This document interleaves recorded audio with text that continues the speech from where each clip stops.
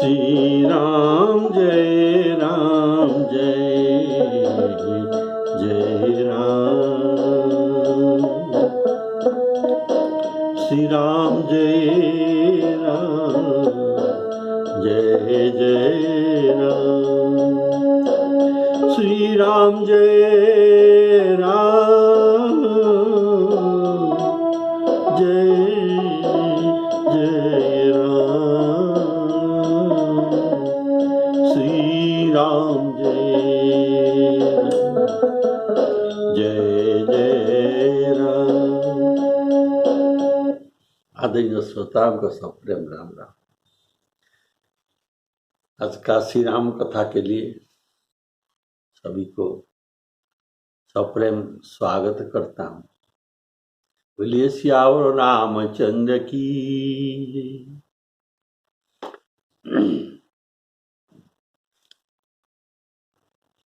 हनुमान जी श्री राम जी के आगे जो कहते हैं, प्रभु विपत्ति वही है कि जब आपका भजन स्मरण नहीं होता, उसी समय ही विपत्ति का समय। अगर भजन स्मरण होता है तो ये विपत्ति नहीं, ये बड़ा अच्छा समय है, संपत्ति का समय है। हे प्रभु, राक्षसों की बात तो कितना है, आप शत्रु को जीतकर जानकी जी को ले आएंगे। बोलिए सियावर रामचंद्र की जय। कहो हनुमंत विपत्ति प्रभु सोई। कहो हनुमंत विपत्ति प्रभु सोई। जब तब सुमिरन भजन न होई। कहो हनुमंत विपत्ति प्रभु सोई। केतिक बात प्रभु जातु धान की। रिपुहि जीति आनी में जान की। हनुमान जी ने विपत्ति कही, सीता जी के विपत्ति कही, और श्री राम जी सुनकर उनका नेत्र सजल हो गए। तो भक्तों को विपत्ति न पड़ने के लिए हनुमान जी दो बातें कह सिखाते हैं कि भजन स्मरण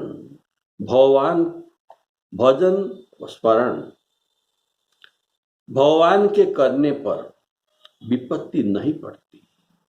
अर्थात भजन न होता तो वही विपत्ति है। सुख में सुमिरन सब करे, दुख में करे न कोई। सुख में सुमिरन करे तो दुख काहे को होई।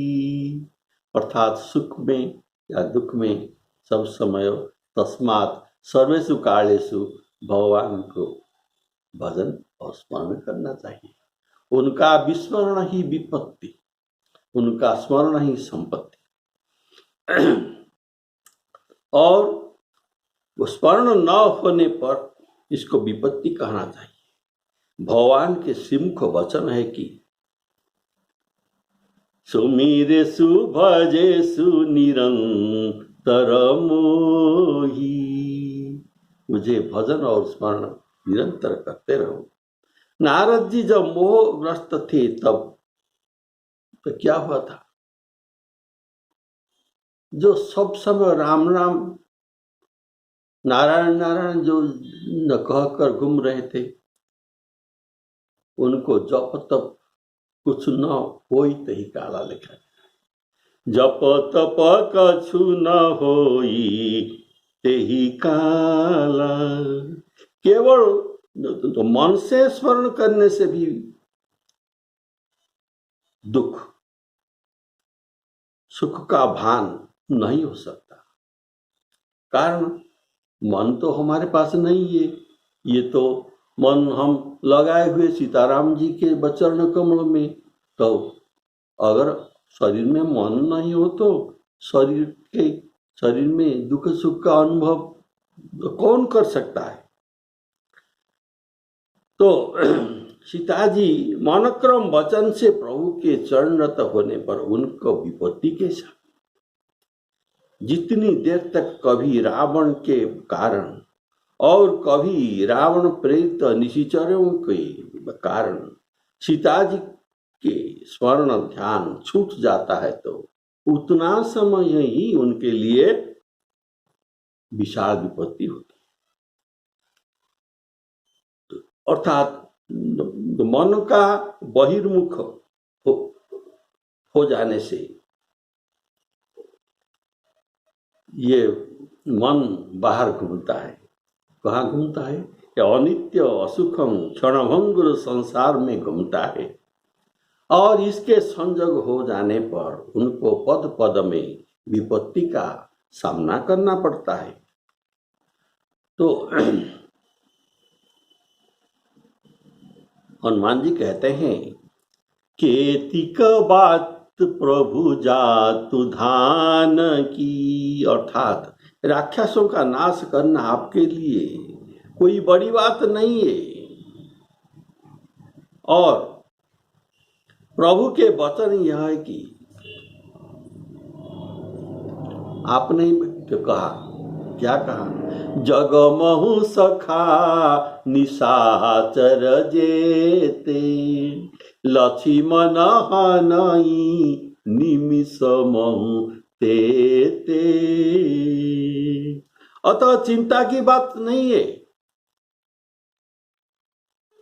रिपु ही जीती आने भी जाने की।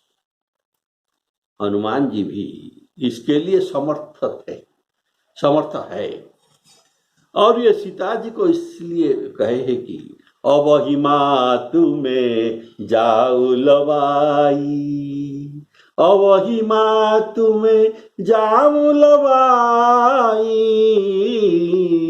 प्रभु आए सुनहि राम दुहाई। सभी का सामना करके मैं आपको यहाँ से ले जा सकता हूँ, लेकिन प्रभु का ऐसा आज्ञा नहीं है।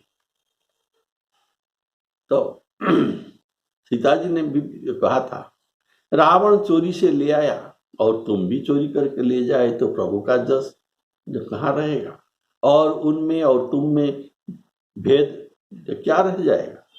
तो हम सब आपके सेवा के लिए, हनुमान जी कहते हैं हे भगवान, हम सब आपके सेवा के लिए तैयार हैं। हम सब भी आपका साथ चलते हैं, चलकर शत्रु के साथ युद्ध करेंगे और रिपु ही जीती आनी भी जान की। तो श्री राम जी बोले हे कपि, तेरे समान उपकारी सुर नर मुनि कोई भी शरीरधारी नहीं है। तेरा समान उपकार कोई नहीं कर सकते हैं। सुनो कपि तो ही समान उपकारी, सुनो कपि तो ही समान उपकारी, नहीं को सुर नर मुनि तनुधारी। श्यावर रामचंद्र की जय। इसका भाव है हनुमत ते कृतं काज्यं। वाल्मीकि जी लिखते हैं हनुमान जी ते कृतं काज्यं, तुम जो कार्य किया है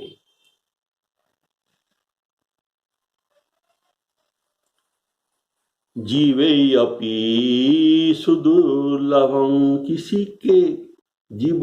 किसी भी जीव के लिए यह काम करना अत्यंत सुदुर्लभम और सुदुष्करम।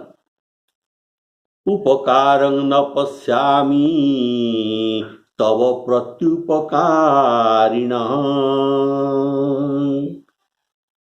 तुम जो उपकार किया है इनके प्रत्युपकार करना चाहिए, लेकिन मुझे कोई भी प्रत्युपकार ऐसा नहीं दिखाई पड़ता जो मैं तुमसे कर सकूं। अर्थात तुमने जो कार्य किया है वह देवताओं से भी होना कठिन है। मैं इसके बदल में तुम्हारे क्या उपकार कर सकता हूं?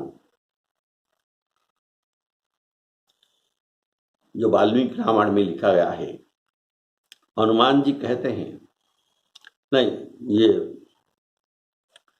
श्री राम जी कहते हैं, देवता, दानव, यक्ष, गंधर्व, राक्षस और उरग अर्थात सर्प आदि किसी का भी सामर्थ्य नहीं कि लंकापुर में पहुंचकर जीते जी ये लौट सकता है। सबके और हनुमान जी के अतिरिक्त इसी काम का सामर्थ्य, ऐसे काम करने का सामर्थ्य और किसी का नहीं है कि अकेला उनमें प्रवेश कर सकता है। उनके द्वारा सीता जी का समाचार ले आने से मैं तथा बलवान लक्ष्मण तथा अन्य रघुवंशी को आप धर्म से बचाया, हमारे धर्म बच गया। जो तुम सीता जी के शोध ले आया। बोलिए श्यावर रामचंद्र की जय। लेकिन मुझे एक बात की खटक रही है कि क्या मैं यह प्रिय संवाददाता को इस कार्य के अनुरूप कुछ भी पारितोषिक नहीं दे सकता? श्री भगवान जी कहते हैं, सुर नर मुनियों के ऋण जगत में सभी के ऊपर है, सो ये तीनों भी तुम्हारी ऋणी हो गए। ये सुर नर मुनि का ऋण सभी के ऊपर है, लेकिन ये तीनों भी तुम्हारे ऊपर ऋणी हो गए। तुम्हें उनको भी ऋणी बना दिया, अतः ये भी तुम्हारा प्रत्युपकार नहीं कर सकते। कारण सुर नर मुनि सबको रावण दुख दे रहा था। तुमने जो कार्य किया कि रावण के मान भंग करके सबको सुख दे दिया, यह कहकर प्रभु अपनी प्रसन्नता व्यक्त करते हैं। तब हनुमान जी ने उपकार करके ईश्वर को ऋणी बना दिया। अति कृतज्ञ रघुवीर सुजाना, रघुवीर जी हनुमान जी के कार्यों पर कृतज्ञ हो गए। तब सुर नर मुनि ने हनुमान जी को बराबर उपकारी कहा है कि किसने ऐसा काम किया है? ऐसा काम कोई नहीं कर सकता है। किसको ईश्वर ने ऐसा प्रशंसा कर रहे हैं? ऐसा कोई नहीं है। यह दुष्कर कार्य कोई और कर ही नहीं सकता था, क्योंकि सभी रावण से भयभीत रहते हैं, तो कौन कर सकता है सिवाय हनुमान जी के। कारण सभी सुर नर मुनि स्वार्थ में निहित है। सुर नर मुनि सबके यह रीति, स्वार्थ लागी करहि सब प्रीति। और तुमने स्वार्थ रहित उपकार किया, ऐसा कोई नहीं करते। स्वार्थ रहित उपकार कौन करता है? सब उपकार के बदले सब चाहते हैं प्रत्युपकार। तो मैं तेरा प्रत्युपकार तो करूं, अर्थात तुम्हारे उपकार के बदले क्या उपकार करूं? मेरा मन भी तेरे सन्मुख नहीं हो सकता। श्री राघवेंद्र सरकार कहते हैं, हे पुत्र सुनो, मैं तुमसे ऋण नहीं हो सकता। ऋण अर्थात ऋण मुक्त मैं तुमसे नहीं हो सकता। मैं ऋणी हो गया। मैंने मन में खूब विचार करके देख लिया कि देवताओं के रक्षक प्रभु श्री रामचंद्र जी ऐसा कहते हैं कि बारंबार कपि को देखते हैं। ऐसा कहते कहते बारंबार कपि को देखते हैं। उनके नेत्र में आंसू, सजल नयन नेत्र है और शरीर अत्यंत पुलकित है। प्रति उपकार करऊं का तोरा, प्रति उपकार करऊं का तोरा, सन्मुख होई न सकत मन मोरा,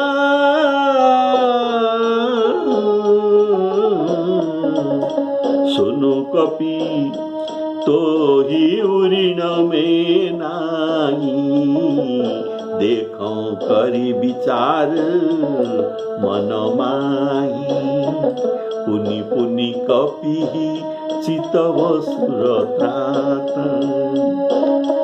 लोचन नीर पुलक अति गाथ। प्रभु कहते हैं, प्रति उपकार करऊं का तोरा, अर्थात तेरा उपकार समझकर मेरा मन थक जाता है। वहां तक मन, तुम्हारे उपकार तक मेरा मन पहुंच नहीं सकता है। तब अगर मन पहुंच नहीं सकता है तो मेरा तन कैसे पहुंच सकता है? कैसे ये उपकार का बदल दे सकता है? अर्थात प्रत्युपकार के योग्य कुछ भी मेरे मन में नहीं आता। अतः मैं मन से तुम्हारे आगे लज्जित हो रहा हूं, इसलिए सन्मुख होई न सकत मन मोरा। बोलिए श्यावर रामचंद्र की। इसीलिए सन्मुख होई न सकत मन मोरा। मैं विचार करके देख लिया कि यही संदेश सरिस जग माही अर्थात जगत में ऐसा कोई बदला करने के लिए कुछ भी चीज नहीं है। यही संदेश सरिस जग माही, करी विचार देखूं मन माही। इसलिए मैं क्या करूं? मैं तुम्हारे पास ऋणिया बन गई। नाही न तात ऋण में तो, और ये ऋण को मैं परिशोध कभी भी नहीं कर सकता। ऐसे श्री राम जी के सकुशल लौटने का समाचार हनुमान जी ने भरत जी को दिया था। लंका युद्ध के बाद श्री भरत जी हनुमान जी के पास आए, तभी हनुमान जी चिता सजाकर पास में बैठे थे और राम राम जप कर रहे थे। तो उनके लिए ये सहारा बन गए और ये बुड़ते हुए नाव को ये उद्धार कर लिया हनुमान जी। और कहा राम सकुशल वैदेही लखन सहित आ रहे हैं। तब उसने उनका इस समाचार सरिस अन्य और कोई प्रिय संदेश भरत के लिए नहीं था, तो ये स्वीकार किया कि हे हनुमान जी, मैं तुम्हारे ऊपर ऋणी हो गया। बोलिए श्यावर रामचंद्र की।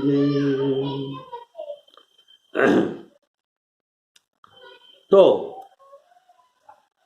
और प्रभु के लंका युद्ध का विजय समाचार हनुमान जी नहीं जाकर सीता जी को सुनाते हैं।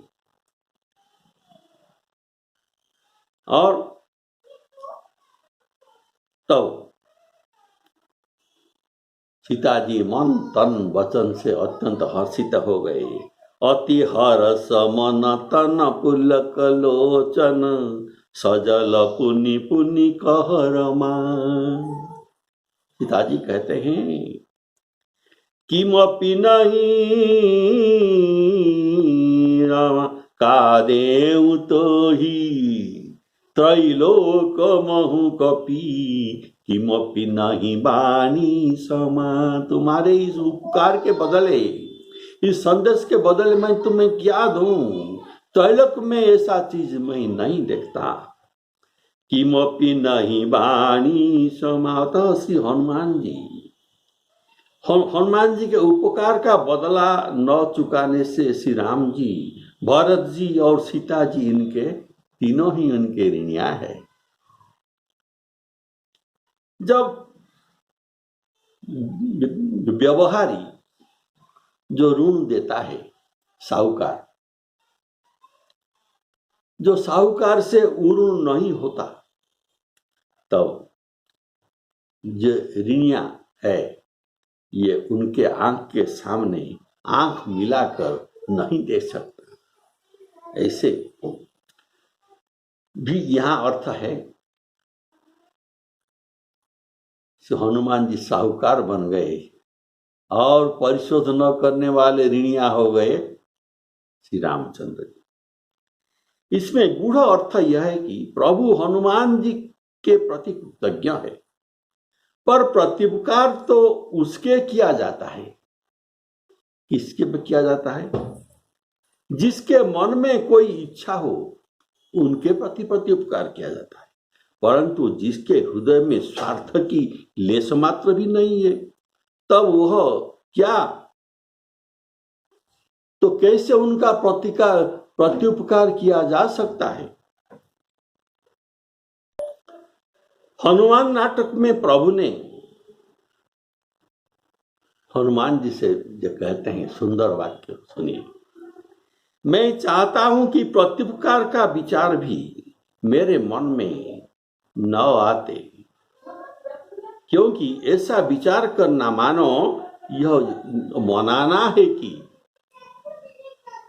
जिसने हमारे साथ उपकार किया वह भी ऐसे विपत्ति में पड़े, और जिसमें मैं उनका बदला चुका सकूं।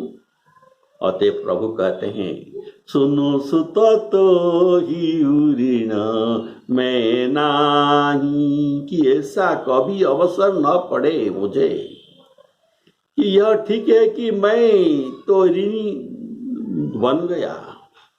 तो हनुमान नाटक में जो भागा है, प्रभु कहते हैं तुम विशल्य करणी लाकर जो लक्ष्मण जी का प्राण बचाए थे, ते मैं इसका बदला चुका सकता हूं। कैसे? ना प्राण के बदले प्राण देकर भी बदला चुका सकता हूं। लेकिन तुम जो समुद्र लंघन करके सीतासोध ले आए, इस उपकार का प्रत्युपकार करने में मेरे सामर्थ्य के बाहर है। बोलिए श्यावर रामचंद्र की, अतः मैं तुम्हारा ऋणी बन गया। हे कपिराज हनुमान, तुमने जो उपकार किए हैं ये मेरे शरीर में जीर्ण हो जाए, हजम हो जाए, इसका तो ये उपकार न रहे, जीर्ण हो जाए, हजम हो जाए, तो मैं कभी भी तुम्हारे ऊपर प्रत्युपकार न सोच सकूं। बोलिए श्यावर रामचंद्र की। तो तुम्हारे शरीर में, अर्थात तुम्हारे शरीर में कभी आपत्ति ही न हो और हम तुम्हारे प्रत्युपकार कर सकूं, मैं ऐसा ही चाहता हूं। मैं ऐसा प्रत्युपकार न कर सकूं, तुम्हारा ऋणिया बन के रहूं और तुम्हारे ऊपर कभी भी आपत्ति न आसे। तो गोस्वामी जी कहते हैं सुनी सीतापति शील स्वभाव।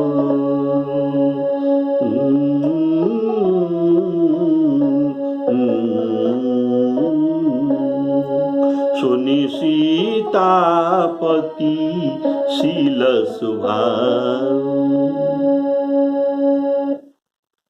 तो सांजी वर्णन करते हैं, कपि सेवावश भये कनोड़े। कपि सेवा करके ये साहूकार हो गए। बोले श्यावर जी रामचंद्र की जय। कपि सेवावश भये कनौड़े, कहूँ पवन सुत जीवे को कछु ऋणिया हूँ। अर्थात मैं तुम्हारी ऋणिया रहना ही चाहता हूँ। और तुम धनिक बन गए, मैं साहूकार बन गए और मैं ऋणिया बन गया, इसीलिए हमारे तुम कागज कलम लाओ और इसमें लिखा पढ़ा भी हो जाए। बोले श्यावर रामचंद्र की जय। धनिक तुरंत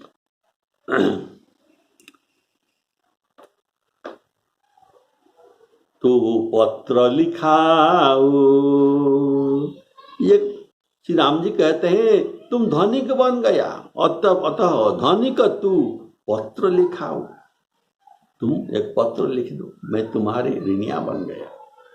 जैसे साहूकार ऋणिया के पास एग्रीमेंट करके लिखते हैं, ऐसा एक एग्रीमेंट कागज तुम मेरे से कर लो। बोले श्यावर रामचंद्र की।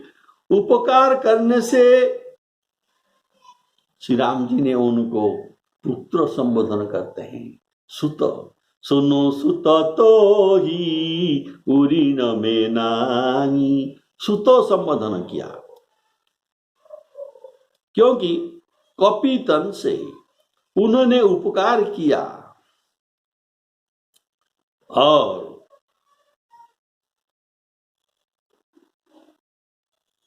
भगवान श्री राम ऋण न चुकाने पर उनको पुत्र कहा, सुत कहा, क्योंकि पिता को पुत्र अत्यंत प्यारा होता है। पिता को पुत्र अत्यंत प्यारा होता है और वह स्वप्न में भी कहीं ये नहीं चाहते कि मेरा पुत्र पर कोई विपत्ति आवे। कभी पुत्र के साथ ऐसा प्रत्युपकार का भावना उसके जी में नहीं आता। बोले श्यावर रामचंद्र की। तो पुत्र तो पिता की सेवा करता है, लेकिन पिता यह न सोचता कि ये पुत्र मेरा जितना सेवा कर रहा है, इनको भी कोई आपत्ति आवे और मैं भी उनको सेवा करूं, ऐसा ये क्या सोचता है। इसलिए श्री राम जी ने हनुमान जी को पुत्र संबोधन करते हैं। तो उसी भाव से भगवान ने सुतो संबोधन कर लिया। सुनो सुत तो ही उरीण में नाही। अभी तो श्री भगवान जी ने उनको सुत संबोधन किया, लेकिन श्री जानकी जी ने उन्हें पहले ही सुत संबोधन कर दिया था और सुत स्वीकार कर लिया था। जानकी जी ने हनुमान जी से कहा था, हे सुत कपीसव तुम ही समाना, ये बात कहा था।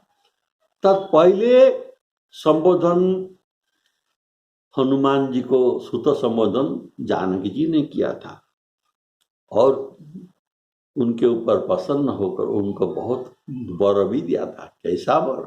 अजर अमर गुण निधि सुत हो, अजर अमर गुण निधि सुत हो, करऊ बहुत रघुनायक छोहू। ऐसा बहुत प्रकार के वर उनको दिया था, और प्रभु के भी, और ये प्रभु ने भी अभी उनको सुत मान लिया और सीता जी के आशीर्वाद का के समर्थन कर लिया। हाँ ठीक, तुम जो कहा सुत, ये प्रकृत सुत होने का योग्य है, इसलिए मैं भी उनको सुत स्वीकार करता हूं। सुत का जन्म पहले माता जी से होता है और माता जी उनको पहले जानते हैं और पिताजी उनको माता जी के बाद ही जानते हैं। ऐसे इसलिए जानकी जी उनको पहले जानते हैं सुत करके, और सुत संबोधन पिताजी श्री रामचंद्र जी ने बाद में किया। बोलिए श्यावर रामचंद्र की, पुनि पुनि कपिहि चितव सुरत्राता। सुरत्राता अर्थात जो देवताओं के रक्षक है, देवताओं को जो भय से निवृत्त करते हैं, वही सुरत्राता श्री रामचंद्र जी ने इनको बारंबार देखते हैं। देखिए, एक बार देखा फिर मुंह को नीचे कर लिया, फिर एक बार देखा, फिर देखा, फिर नीचे कर लिया, फिर देखा, फिर नीचे कर लिया। ऐसे ही ये देखकर उनके मुख को नीचे कर देते हैं, दृष्टि नीचे कर दी। इस प्रकार बारंबार देखते हैं, अर्थात आंख सामने जाते ही ये लज्जित हो जाते हैं। दूसरा भाव है कि जितना भी देखने पर भी उनको तृप्ति न होता, ऐसे भी भाव हो सकता है। अतएव प्रेम के कारण ये बारंबार देख रहे हैं। तो दोनों भाव आपको सुना दिया। जिनकी कृपा दृष्टि के लिए देवता तो तरसते हैं, राम जी की कृपा दृष्टि के लिए देवता तरसते हैं। तो देवताओं के राजा इंद्र इनकी कृपा दृष्टि चाहते हैं, जो वर्णन है कि अब करी कृपा बिलो की। ये स्तुति करते हैं इंद्र प्रभु के सामने, अब करी कृपा बिलो की, आय सुदेहु कृपाल। कृपा बिलो की, मुझे कृपा दृष्टि में देखिए। तो इंद्र भी चाहते हैं इनके कृपा। नारद, देवर्षि नारद, तो ये भी उनके कृपा दृष्टि चाहते हैं और कहते हैं माम बोलो कय पंकजलोचन। माम अवलोकय, मुझे देखिए, कृपा दृष्टि में देखिए। माम अवलोकय पंकजलोचन, कैसा देखना है ना? कृपा विलोकनी सोच विमोचन, मुझे कृपा दृष्टि में आप देखिए। शंकर भगवान जी भी चाहते हैं, तरसते हैं कि श्री राम जी इनके ऊपर कृपा दृष्टि निक्षेप करें। तो ये कहते हैं शंकर भगवान जी, रघुनंद निकंदय द्वंद घन, महिपाल बिलोकय दीन जन। हे दीनबंधु, मैं आपके आगे दीन होकर आपको प्रार्थना करता हूँ, आप मेरे ऊपर कृपा दृष्टि कीजिए। महिपाल बिलोक दीन जन, हे राजा रामचंद्र मुझ पर कृपा दृष्टि कीजिए। ऐसा महिपाल अर्थात राजा। प्रभु देवताओं के उपकार करते हैं। ये बात प्रभु तो किस लिए कर रहे हैं? इनका तो जन्म देवताओं के गो द्विजधेनु, इसका उपकार करने के लिए तो इनका अवतार हुआ है। तो इनके उपकार करते करते अब कपि हनुमान जी के बस हो गए, ऋणिया भी हो गए। बोलिए श्यावर रामचंद्र की। प्रभु के वचन सुनकर, उनके मुख और शरीर को देखकर हनुमान जी के शरीर पुलकित हो रहा है और हर्षित होकर प्रेम में व्याकुल होकर हनुमान जी ऐसा बात श्री राम जी के मुख से सुनकर त्राही त्राही भगवंत अर्थात अत्यंत भयभीत होकर त्राही त्राही भयभीत होकर त्राही त्राही पुकार कर इनके चरण में गिर पड़े। तो क्यों भयभीत होकर त्राही त्राही डाकने लगे, बोलने लगे, ये बात आप अगली एपिसोड में सुनेंगे। श्री सीतारामार्पणमस्तु।